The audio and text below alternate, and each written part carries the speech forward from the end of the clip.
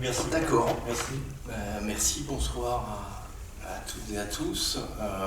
Je vous demande d'abord de m'excuser, j'ai une méga rhinopharyngite, bronchite, etc. Je vais essayer de tenir l'intervention. C'est pas exclu que je crache mes poumons quand même. Voilà, c'est comme ça. Il n'y a personne au premier rang. Il n'y a personne au premier rang, ça tombe bien. C'est pas le Covid, mais voilà, je suis jeune parent et depuis le mois d'octobre, il y a la crève à la maison. Ça a duré tout l'hiver et on est en juin. Bref, merci pour l'invitation. C'est un plaisir de revenir ici dans un contexte où il ne vous a pas échappé que la question de la relocalisation intéresse tout le monde. Ça n'intéressait absolument personne il y a quelques années, à part quelques hurluberlus comme moi et peut-être vous, mais aujourd'hui, tous les partis politiques veulent relocaliser l'économie, y compris les plus libéraux. Dans la presse économique, on lit un tas de choses sur la relocalisation. Bref, c'est dans tous les médias. Mais évidemment, les médias en parlent de façon très partielle, de façon très biaisée. Et je vais essayer de vous expliquer mon point de vue sur le sujet. Alors, bien sûr, la question de la relocalisation prend le contre-pied de la question du libre-échange. Le libre-échange qui est cette série de décisions politiques qui ont permis la délocalisation de la production dans les pays à bas coût de main-d'œuvre. Pour faire bref, on a eu dans la deuxième moitié du XXe siècle des progrès technologiques dans la communication, dans les procédés de production qui ont permis aux grands industriels pour certains, séquencer la production, pour d'autres, de contrôler à distance des usines qui pouvaient être localisées à un endroit et avec des centres de décision qui étaient à l'autre bout du monde. Et le politique a permis que le libre-échange s'impose en supprimant, on pense aux barrières douanières, alors avec des guillemets à barrières, c'est le terme consacré, mais aussi les obstacles techniques au commerce, c'est-à-dire toutes les normes, les réglementations qui freinaient les échanges internationaux. Et donc, on a permis, et c'est bien une décision politique, cette réorganisation de la production à une échelle planétaire qui portait un nom dans les années 60-70 qui était celui de la division internationale du travail, un terme assez technique mais qui voulait bien dire ce qu'il voulait dire. On divise le travail et on l'organise à l'échelle internationale pour profiter des meilleures conditions de production. Alors évidemment les meilleures pour le patronat, donc pour les tâches répétitives, aller chercher les coûts de main-d'œuvre les plus bas, pour les productions polluantes, aller chercher les législations les moins contraignantes du point de vue des pollutions. Et donc cette division internationale du travail a été renommée finalement en mondialisation, mais c'est la même chose, c'est-à-dire la libre circulation des marchandises et des capitaux qui permet cette organisation internationale de la production et du commerce. Alors, on ne parle évidemment pas des petites et très petites entreprises, on parle des grands groupes qui ont organisé cette mondialisation de la production, mais qui ont entraîné toute l'économie avec eux, parce que, évidemment, leurs sous-traitants, y compris les TPE et PME, se retrouvent soumis à la concurrence internationale, parce que si on a un sous-traitant qui fait la même chose dans un pays à bas coût de main-d'œuvre, eh bien on va pouvoir mettre la pression sur le sous-traitant en France pour qu'il baisse ses coûts de production et voilà, on tire tout vers le bas. Ce libre-échange enthousiasmait les foules, alors les foules dans les médias et dans une bonne partie de la sphère politique, jusqu'à la crise des subprimes en 2007-2008. Crise qui plonge l'économie dans une période tout à fait désagréable et qui va bénéficier de façon assez spectaculaire à l'économie asiatique et notamment à l'économie chinoise, et crise dans laquelle la puissance américaine va quand même perdre pas mal de plumes. Et donc, à partir de cette crise des subprimes, on a une première inflexion dans le discours libre-échangiste. Et je passe les détails, mais ça va se traduire quelques années plus tard par l'arrivée au pouvoir de Donald Trump aux États-Unis, qui gagne les élections de fin 2015 et qui remporte le suffrage sur un discours relativement protectionniste, en disant voilà, on a été trop loin, on a sacrifié l'économie américaine, il y a des territoires où il y a énormément de chômeurs, d'usines confirmées, on ne peut plus accepter ça, on va remettre des régulations commerciales de façon à relocaliser un certain nombre de productions. Et ce discours fonctionne puisque les républicains américains qui étaient quasi totalement libre-échangistes quelques années auparavant, eh bien, sont balayés par le discours de Trump et Trump gagne les élections en grande partie. Alors il y a évidemment le discours sur l'immigration, hein, il n'y a jamais qu'une seule raison, mais en grande partie grâce à ce discours économique.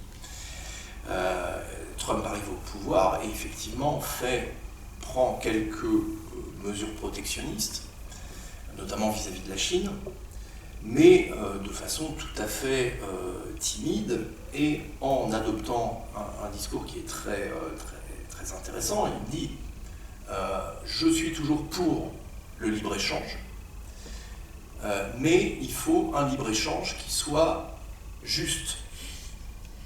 Donc, pour que le libre-échange soit juste, il faut mettre des barrières protectionnistes en direction de pays qui ne jouent pas le jeu du libre-échange, notamment la Chine. C'est le principal pays qui était visé par le discours de Trump. Et donc, bon, on a une bataille avec des droits de douane qui sont mis sur un certain nombre de produits chinois. Les Chinois répondent de la même manière. Et certains éditorialistes nous disent que, eh bien, on est en train de vivre le début de la démondialisation. Alors, certains ont carrément utilisé ce terme. Et certains économistes nous disent que l'économie mondiale est en train de se régionaliser, c'est-à-dire qu'on passerait de la mondialisation à voilà, des grandes régions qui auraient davantage tendance à commercer entre elles. Voilà. Alors, ce discours tient absolument pas la route, parce que quand on regarde les volumes du commerce international et de la circulation mondiale des capitaux, c'est pas du tout ce qui se passe. Et le discours de Trump montre bien qu'on n'est pas du tout dans une logique de relocalisation, voilà, au sens de limiter les flux aberrants de marchandises ou des investissements aberrants à l'étranger pour uniquement aller piquer des marchés à un autre pays. On n'est pas du tout dans cette logique-là. On est dans une logique dans laquelle donc, les États-Unis ont imposé le libre-échange comme ordre commercial international. Ça a pris quand même une dizaine d'années, mais ils s'y sont attelés depuis l'après-guerre et ils ont réussi à imposer ce système de libre-échange parce qu'ils étaient gagnants. Ils étaient gagnants, ils dominaient l'économie mondiale et le libre-échange leur a bénéficié. Et aujourd'hui, à force d'avoir laissé les multinationales, y compris les multinationales américaines, investir dans les pays à bas coût de main-d'œuvre pour réduire leurs coûts de production, eh bien, les États-Unis se retrouvent un peu piégés dans ce jeu du libre-échange parce que la Chine a réussi à concurrencer la puissance américaine et à devenir véritablement dangereuse face aux États-Unis, y compris dans des domaines extrêmement importants de haute technologie, et y compris avec des applications militaires. Donc Trump dit finalement, voilà, le libre-échange, ça nous convient quand ça bénéficie aux États-Unis d'Amérique. Quand la Chine commence à tirer son épingle du jeu, bim, on met des barrières protectionnistes. Bon. Évidemment, tout ça est diamétralement opposé de l'idée que je me fais moi de la relocalisation. Et puis, on a eu une autre période où on a beaucoup parlé de relocalisation, plus récemment, évidemment, c'est la crise Covid. Alors, bon, les conservateurs, les libéraux en Europe étaient tous absolument libre-échangistes, jusqu'au jour où on a pris cette crise en pleine figure, où on s'est aperçu que 80% des molécules pharmaceutiques qu'on utilise dans un pays comme la France ont été délocalisées dans des pays à bas coût de main-d'œuvre, en Inde, en Chine notamment, par les grands laboratoires pharmaceutiques, pour évidemment baisser les coûts de production, que dans une situation comme le Covid, ça crée des tensions extrêmes, alors qui existaient déjà avant, parce que les pénuries de médicaments existaient bien avant le Covid, et les organisations professionnelles alertaient depuis des années sur les ruptures d'approvisionnement de médicaments de base, qui étaient de plus en plus fréquentes et de plus en plus dangereuses. Mais le Covid a mis en lumière pour vous et moi, pour le grand public, le fait qu'on était totalement dépendant des pays à bas coût de main-d'œuvre sur la production de médicaments, qu'on n'était plus capable de fabriquer des masques, c'est-à-dire de prendre un bout de tissu et de coudre deux ficelles dessus. Voilà, qu'on était dans une situation absolument incroyable de dépendance au commerce international et aux décisions finalement des grandes multinationales. Et à partir de là, on a vu un truc sensationnel, on a vu le gouvernement français, par la voix du Premier ministre, du ministre de l'économie et puis même le président de la République française, dire qu'il fallait absolument relocaliser l'économie, que c'était une question de souveraineté, qu'il fallait arrêter de produire à l'autre bout du monde ce qu'on pouvait produire en France, etc., et qu'on allait s'y atteler. Je vous rassure, il ne s'est absolument rien passé. On a eu 2-3 appels à projets pour financer des entreprises, et qui ne sont pas que des petites entreprises, pour des projets plus ou moins fumeux de relocalisation, très rarement, mais surtout d'aide pour éviter de nouvelles délocalisations. On a créé quelques centaines d'emplois. Dans le même temps, le libre-échange en a sans doute détruit encore des milliers. Mais voilà, le pouvoir en France, comme dans d'autres pays d'ailleurs, a essayé de donner le change sans rien changer au principe du libre-échange, puisque bon, il ne vous a pas échappé qu'on n'a pris aucune mesure de régulation, ni des marchandises, ni des capitaux, de quelque nature que ce soit. Donc, si j'ai écrit ce livre, c'est pas simplement pour être dans le discours à la mode et parler moi aussi de relocalisation. C'est parce que j'ai écrit beaucoup de choses sur les délocalisations et sur l'impact des délocalisations en termes d'emploi, mais aussi en termes de contrôle démocratique de la production. J'y reviendrai. Mais le sujet de la relocalisation, c'est-à-dire comment est-ce qu'on peut s'y prendre pour véritablement relocaliser l'économie, est quasiment jamais traité, et en tout cas jamais de façon sérieuse. Alors, on a quelques exemples de discours, toujours les mêmes, qu'on nous resserre toujours sur les mêmes filières. Par exemple, sur l'alimentation, où on nous explique qu'on peut relocaliser la production alimentaire en développant des productions de proximité, en s'approvisionnant en circuit court, etc. Voilà. Mais sorti de cet exemple-là, et dont je donnerai aussi un peu les limites, sorti de cet exemple-là, voilà, personne, même parmi les économistes, et même parmi les économistes hétérodoxes, ne vous dit comment on peut relocaliser réellement, par exemple, la production de médicaments en France, l'industrie du médicament. Voilà, j'ai cherché, j'ai jamais trouvé de travaux sur le sujet, et je pense que c'est quelque chose qui manque énormément, parce que voilà, tant qu'on ne donnera pas des moyens à mettre en œuvre pour vraiment relocaliser l'économie, eh bien, on ne pourra faire appel qu'à la bonne volonté des gens qui choisissent d'acheter des productions locales plutôt que des productions mondialisées, en sachant que la capacité de choisir ce qu'on achète est finalement extrêmement limitée. C'est-à-dire que ce que vous et moi achetons au supermarché ou sur le marché ou dans des AMAP ou dans les magasins de vêtements, la capacité qu'on a à choisir des produits fabriqués localement est extrêmement limitée.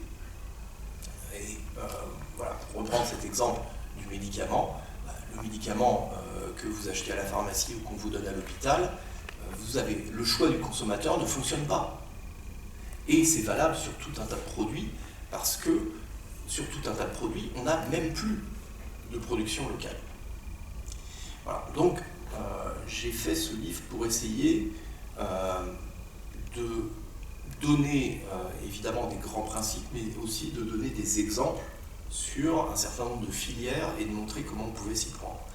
Mais avant de rentrer peut-être dans le détail d'une ou deux filières, sur les grands principes, il faut quand même clarifier les choses.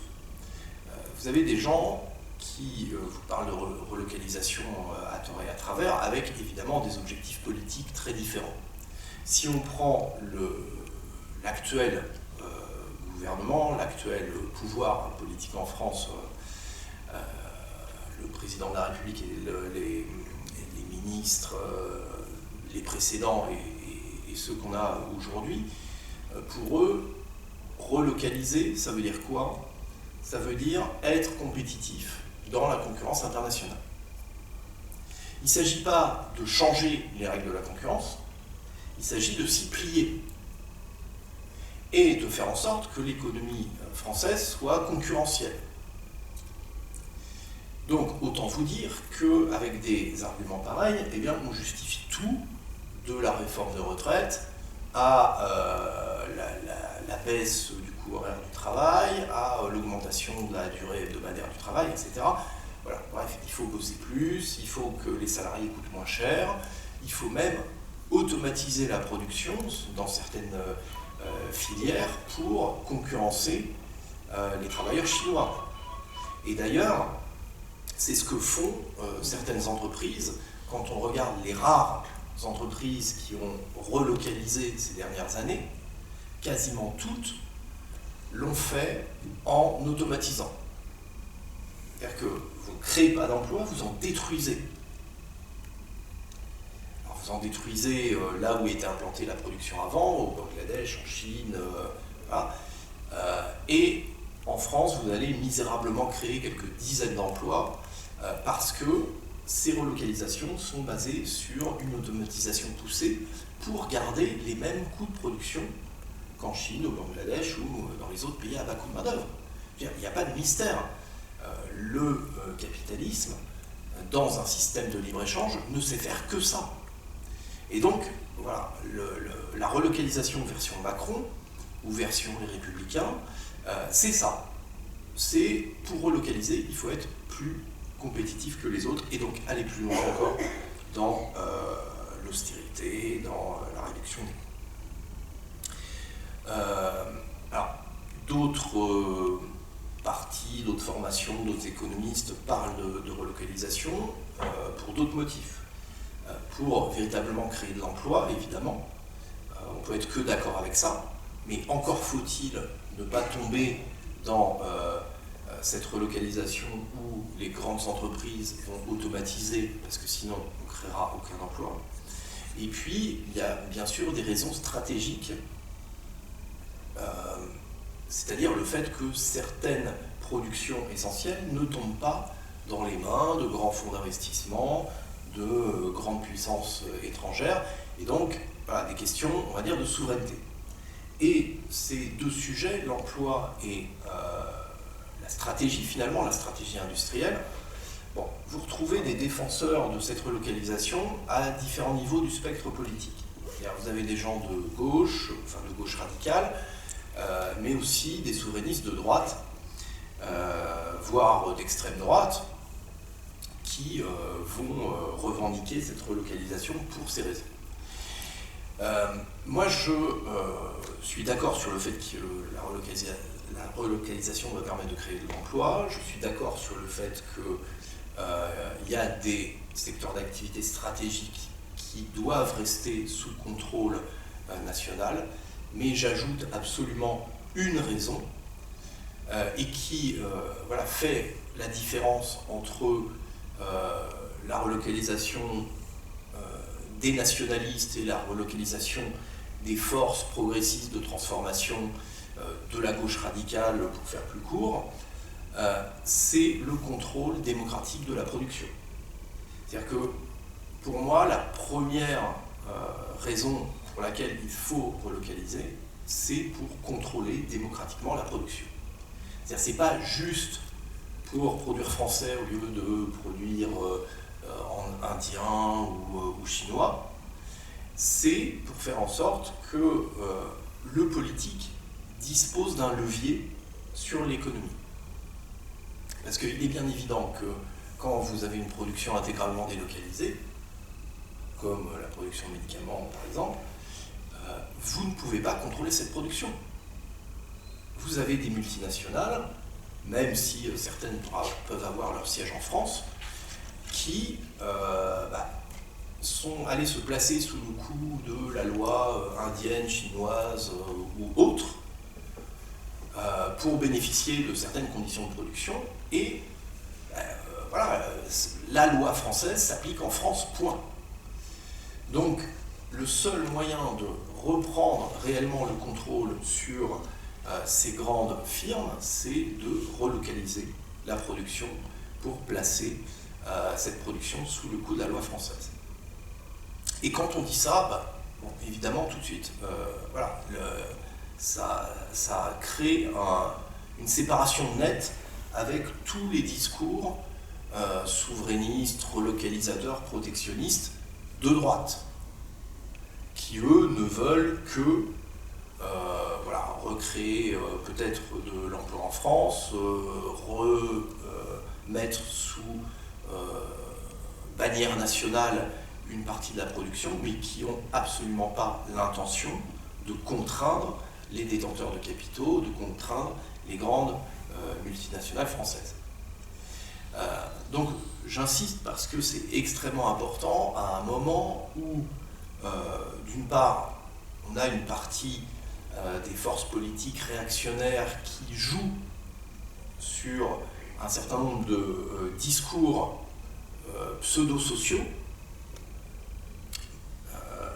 On pense évidemment au Rassemblement national, qui a quand même été jusqu'à récupérer la figure de Jaurès, qui a essayé de construire un discours social et qui présente son projet comme étant bénéfique pour les classes populaires, alors qu'il ne change rien au rapport de force entre le capital et le travail.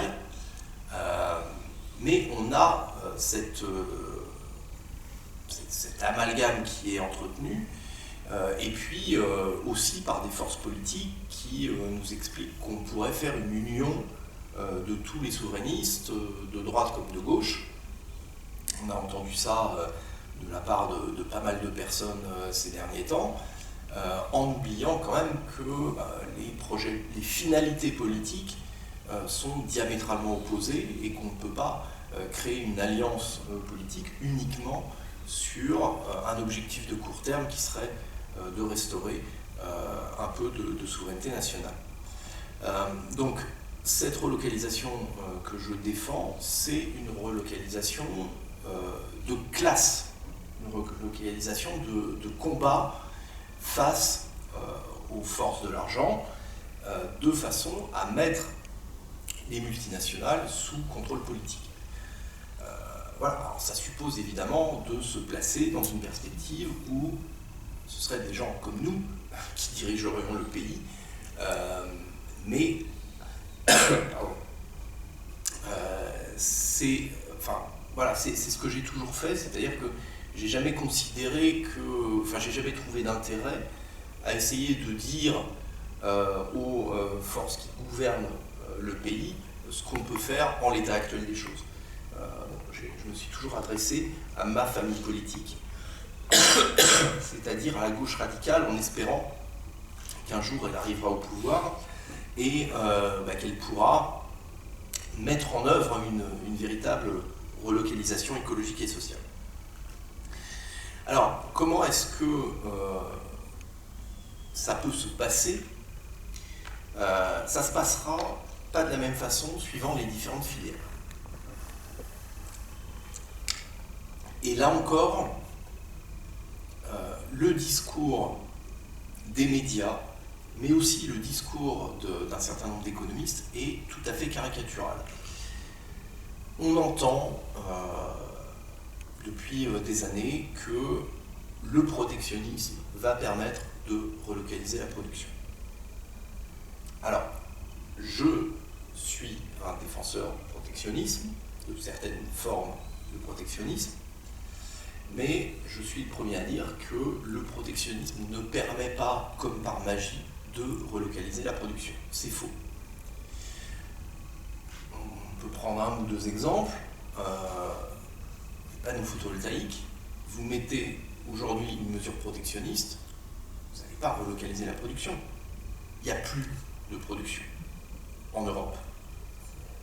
Ça n'existe plus. Vous avez un peu d'assemblage de cellules qui sont fabriquées en Chine. Vous avez beaucoup d'importations de panneaux déjà assemblés en Chine, mais vous n'avez plus de production en France. Ce n'est pas parce qu'on va mettre des droits de douane à je ne sais pas combien de pourcents que vous allez recréer une filière.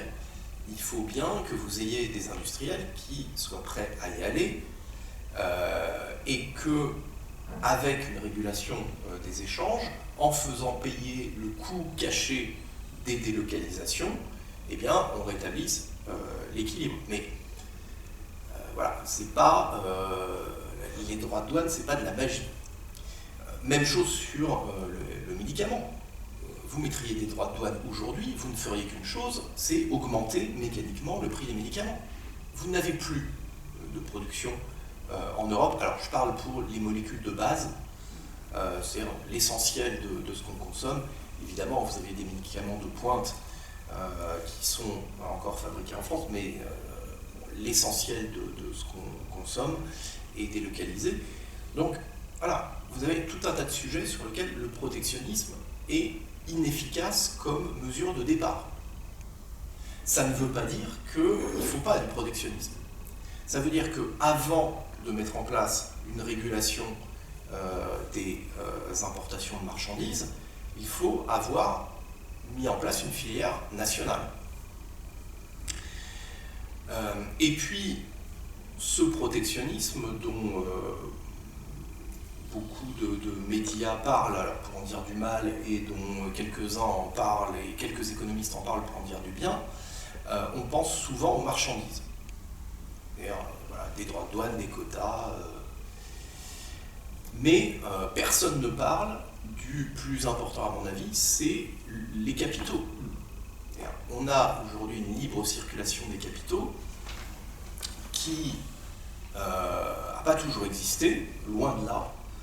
Encore dans les années 80, en Europe, quasiment tous les pays avaient des contrôles des capitaux. Alors, ça paraît la préhistoire, parce que voilà, aujourd'hui tout ça circule absolument librement, mais la dérégulation a été vraiment réalisé dans la deuxième moitié des années 80 et au début des années 90. Avant, tous les pays, tous les gouvernements pouvaient contrôler ce qui rentrait et ce qui sortait comme capitaux. C'est-à-dire ce qui rentrait, les investissements étrangers qui voulaient s'implanter en France, et aussi les détenteurs de capitaux français qui voulaient investir à l'étranger. Et on avait des sommes pour lesquelles les mouvements étaient libres, les petites sommes, des seuils à partir desquels il fallait une autorisation administrative, soit pour entrer des capitaux, soit pour en sortir. Donc tout ça a été balayé par le libéralisme et par la construction européenne, puisque la libéralisation en Europe s'est faite évidemment sous l'impulsion de la Commission européenne. Et le contrôle des capitaux est absolument crucial pour deux raisons. La première, c'est que vous ne pouvez pas taxer véritablement des capitaux qui circulent librement. Alors ça n'a pas grand-chose à voir avec la relocalisation, mais n'empêche que si vous voulez redistribuer les richesses, il faut absolument pouvoir contrôler les capitaux. Sinon, dans un système libre-échangiste, eh bien, les capitaux vont fuir. Il n'y a pas besoin d'avoir fait des années et des années d'économie pour comprendre ça. Mais pour relocaliser, étant donné qu'un tas de filières ont été détruites et ont disparu du territoire national, il va falloir réinvestir. Alors, pas dans n'importe quoi. Voilà, il y a des filières, si elles disparaissent, tant mieux. Certaines productions d'armement, ça ne posera pas de problème. Malheureusement, ce n'est pas celles-là qui ont disparu. Mais il y a des filières qui doivent disparaître ou qui doivent être transformées. Mais il va falloir recréer de l'industrie en France. Et donc, il va falloir des investissements.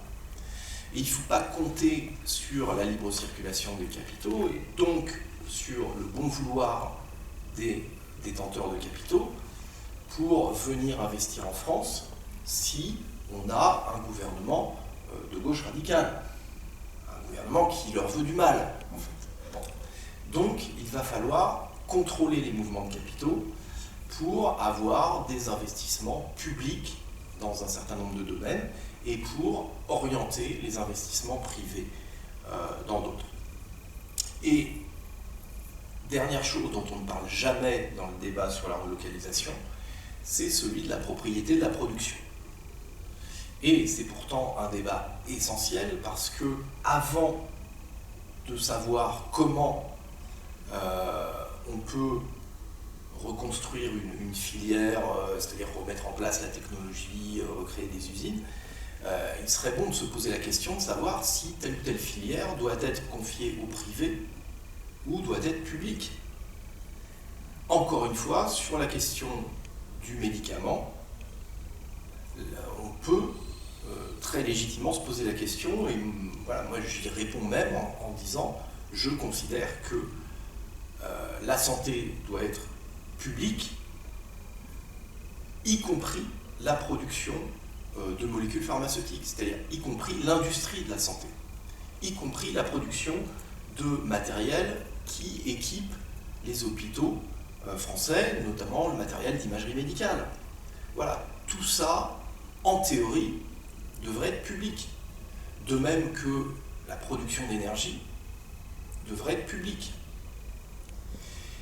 Et voilà, cette question de la propriété est extrêmement importante parce que, bien sûr, ce n'est pas du tout la même chose si le capital et les actionnaires sont publics ou si vous devez tordre le bras à des actionnaires privés. Ce n'est pas du tout la même chose pour reconstruire une filière.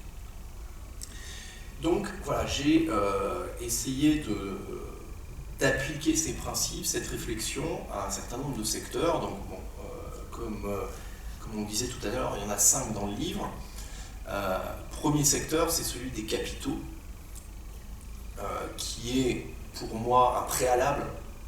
C'est-à-dire que c'est le premier secteur à traiter avant même d'envisager la relocalisation d'autres activités. Il faut relocaliser les capitaux. Alors ça veut dire quoi, relocaliser les capitaux? Ça veut dire éviter que l'épargne française aille financer des investissements de multinationales à l'étranger, aille financer de la spéculation et éviter que des capitaux spéculatifs viennent en France pour prendre possession d'entreprises, y compris pour les revendre en faisant des bénéfices, etc. Tout ce qu'on connaît maintenant pas mal. Donc ce contrôle des capitaux, il suffit de regarder ce qui se passait dans les années 80, avant que l'Union européenne libéralise les mouvements de capitaux, pour voir que ça n'a rien de très compliqué de restaurer un contrôle des capitaux et de mettre des règles. Par exemple, quand un investisseur étranger veut investir en France, déjà, c'est pas dans n'importe quoi, ça va pas être dans la santé ou dans l'énergie. Là, voilà, on limite, ou voire dans des secteurs vraiment stratégiques, on interdit. Mais dans des secteurs où on autorise, eh bien, on a un dépôt de caution qui fait que l'investisseur voilà, qui va investir pour racheter des usines, eh bien, va déposer de l'argent sur un compte non rémunéré et qui lui sera restitué que si il répond à ses engagements. Il s'engage à créer un certain nombre d'emplois, à pas fermer les usines pour les délocaliser. Sinon, voilà, ce dépôt est confisqué. C'est des mesures qui étaient en place dans quasiment tous les pays de la communauté économique européenne, qui posent aucun problème à remettre en place.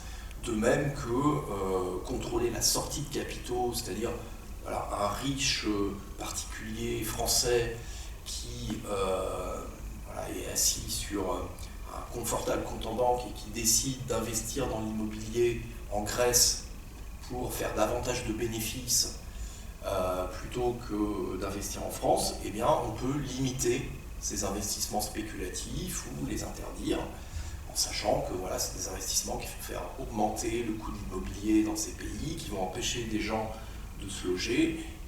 Voilà. Bon. Donc, et on a des possibilités à partir du moment où on prend véritablement le contrôle au moins d'une partie des outils bancaires, c'est d'avoir une banque publique, un pôle bancaire public, qui collecte l'épargne des citoyens et qui l'investissent dans des productions utiles en France plutôt que dans des productions inutiles ou dans des flux spéculatifs à l'étranger. On a un outil qui est assez sensationnel, qui est le livret A, sensationnel dans son principe, c'est-à-dire qu'on collecte l'épargne des ménages, on l'affecte à quelque chose d'utile, le logement social en grande majorité. On a une rémunération, alors bon, en ce moment je ne dirais pas qu'elle est intéressante, mais bon, c'est le contexte qui veut ça, mais on a une rémunération raisonnable, normalement, voilà, et on n'est pas dans la spéculation, on est dans un système assez vertueux. Eh bien, on pourrait créer des livrets du même type pour financer la relocalisation d'activités utiles. Ce qui marche pour le logement social pourrait très bien marcher pour d'autres choses. Voilà. Pour des secteurs industriels, j'ai pris 4 secteurs et pas vraiment au hasard. J'ai pris le secteur de la santé, vous l'aurez compris, parce que c'est un secteur absolument indispensable et dont la fragilité a été mise en pleine lumière avec la crise Covid, mais voilà, qui est en train d'être sapée depuis beaucoup plus longtemps que ça. Et bien sûr, un secteur absolument essentiel à la société. J'ai pris l'alimentation pour une raison qui se comprend bien. C'est aussi un secteur tout à fait stratégique et indispensable. L'énergie également, et puis j'ai pris l'automobile, même si j'en parlerai pas là, pour une toute autre raison, parce que c'est un secteur d'activité qu'on doit faire décroître, et qu'on doit transformer. Et j'ai voulu montrer comment la relocalisation pouvait servir la transformation de ce secteur d'activité. Alors d'une part pour arrêter de fabriquer des bagnoles toujours plus grosses, toujours plus consommatrices, si ce n'est pas de carburant, au moins consommatrices de ressources, et voilà, qui créent de plus en plus de nuisances, et reconvertir une partie de la production vers d'autres activités, notamment la production de matériel pour le transport en commun. Donc l'automobile, c'est un peu à part, c'était montrer comment on pouvait réorganiser une filière pour lui faire autre chose que ce qu'elle fait aujourd'hui. Mais je dirais quelques mots du secteur de la santé et puis peut-être de l'alimentation. Donc dans la santé, je vous ai déjà planté un peu le décor. On a une production qui est quasi entièrement délocalisée. C'est vrai pour les molécules de base de l'industrie pharmaceutique, c'est vrai aussi pour le matériel médical. Et bon, il ne faut pas se cacher, ça prendra très longtemps pour tout relocaliser parce que pour le matériel médical, par exemple, il y a un savoir-faire qui a été en partie perdu. Et puis parce que si demain on se lance dans un plan de relocalisation de l'industrie pharmaceutique et du médical, on va se heurter évidemment à des lobbies extrêmement puissants. Et voilà, c'est pas quelque chose qui se fera d'un claquement de doigts. Et si des gens vous disent que ça se fera d'un claquement de doigts, ils vous mentent. C'est un combat politique, ça sera une lutte assez acharnée, mais je pense qu'on peut gagner. La façon dont je pense qu'on pourrait s'y prendre, eh bien, c'est en jouant le jeu de la concurrence avec le secteur privé et en gagnant la concurrence avec le secteur privé. Donc en créant une industrie publique du médicament, pour prendre déjà cette partie production de molécules pharmaceutiques, créer une entreprise publique du médicament, ce qui peut se faire à relativement peu de frais en nationalisant une ou deux, trois entreprises, parce qu'il en existe quand même encore sur le territoire national, qui ont leurs usines en France, en les nationalisant et en leur faisant produire des molécules pharmaceutiques beaucoup moins chères que le secteur privé qui s'engraisse, vous le savez sans doute, de façon absolument honteuse avec le prix du médicament, prix par ailleurs qui est couvert en grande partie par la sécurité sociale. Et donc, je pense qu'on a la possibilité, en faisant tourner une production qui sorte quasiment à prix coûtant, eh bien, de gagner la concurrence avec le secteur privé, qui aura, si cette stratégie fonctionne, aura deux options, hein, soit s'aligner et donc baisser les prix des médicaments. Si c'est le cas, tant mieux, on fera faire des économies à la Sécu, ce sera déjà pas mal. Ou alors déserter le marché parce que le secteur public sera plus rentable. Et c'est sans doute ce qui risque de se passer, et on peut très bien commencer avec 2 ou 3 molécules pharmaceutiques, les plus simples à produire, les plus couramment utilisées, et puis progressivement, eh bien, au fur et à mesure qu'on gagne des parts de marché, eh bien, on produit de plus en plus, jusqu'à réduire, voire évincer le secteur privé de cette activité. Et voilà, peut-être qu'au bout de 10 ans, 15 ans, eh bien, on aura créé un secteur entièrement public de la production de médicaments. Voilà, ça c'est quelque chose qui est tout à fait envisageable. Alors évidemment, il en faut la volonté politique, il faut des investissements pour lancer cette concurrence avec le privé, mais moyennant contrôle des capitaux et une utilisation intelligente de l'épargne, eh bien, on peut y arriver. De la même manière, je pense, je ne développerai pas, mais qu'on a suffisamment d'industries de haute technologie, alors, dont certaines, les plus grosses d'ailleurs, officient dans des secteurs qu'il faudrait nettement faire décroître, notamment l'industrie de l'armement, on appelle pudiquement de la défense. Eh bien, on a de la haute technologie qui pourrait très bien être utilisée dans les technologies médicales. Et d'ailleurs, voilà, il y a des passerelles entre l'industrie de la défense et le médical, et on pourrait reconvertir une partie de cette industrie de la défense dans des applications beaucoup plus utiles. Voilà, autre secteur dont je dirais un petit mot quand même, celui de l'alimentation, puisque en début d'intervention, qui est déjà longue en fait, il faut que j'arrête, mais voilà, j'ai expliqué que le secteur de l'alimentation était souvent l'exemple qu'on nous donnait pour dire oui, on peut relocaliser la production et il suffit de faire des circuits courts et il suffit d'éduquer le consommateur pour qu'il achète en circuit court. Bon, ça marche tellement bien que on a eu effectivement un petit essor des circuits courts au moment du premier confinement, que ça s'est écroulé dès qu'on a été déconfiné, et que si on regarde les statistiques du commerce de produits alimentaires, la part des importations croît depuis des décennies et a jamais fléchi.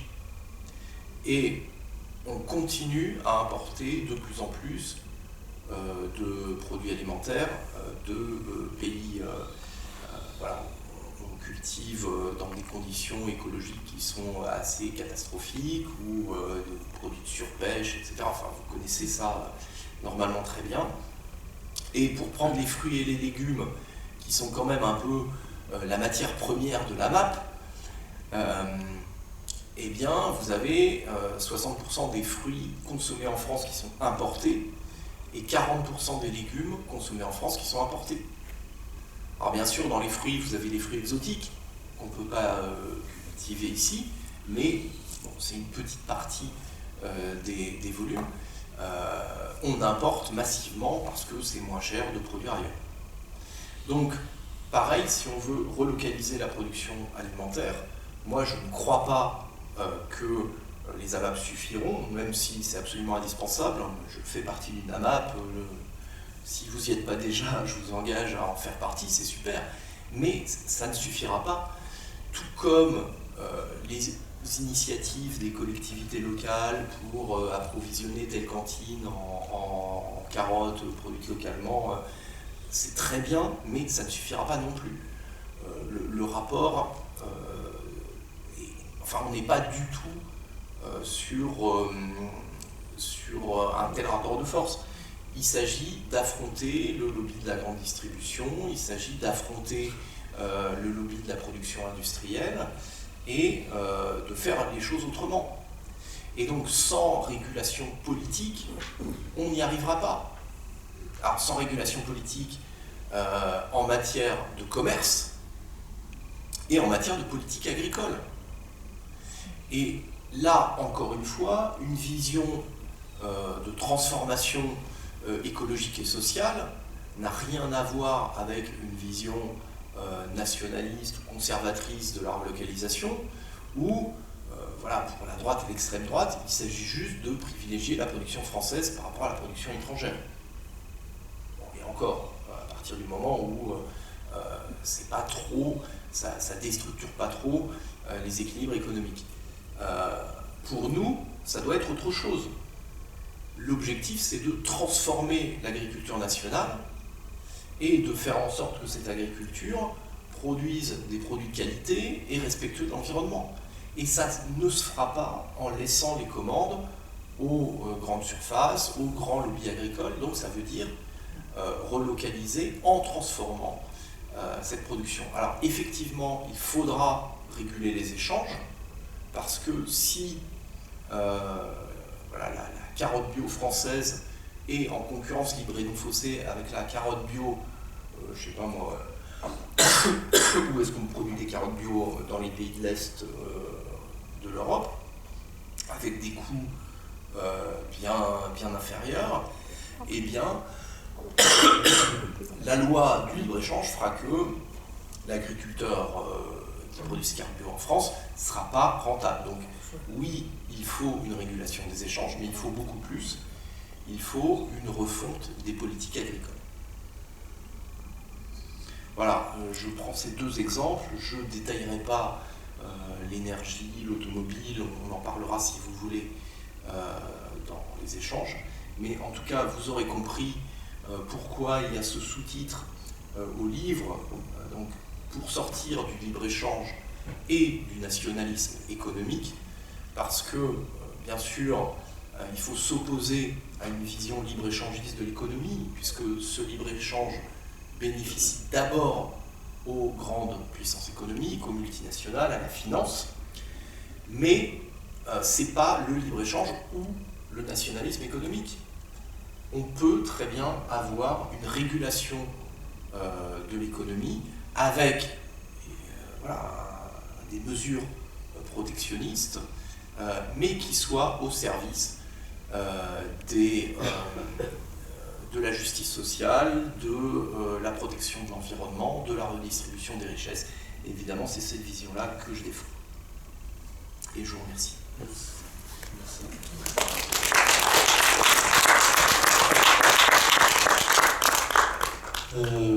Je vais circuler pour si vous avez des questions à poser.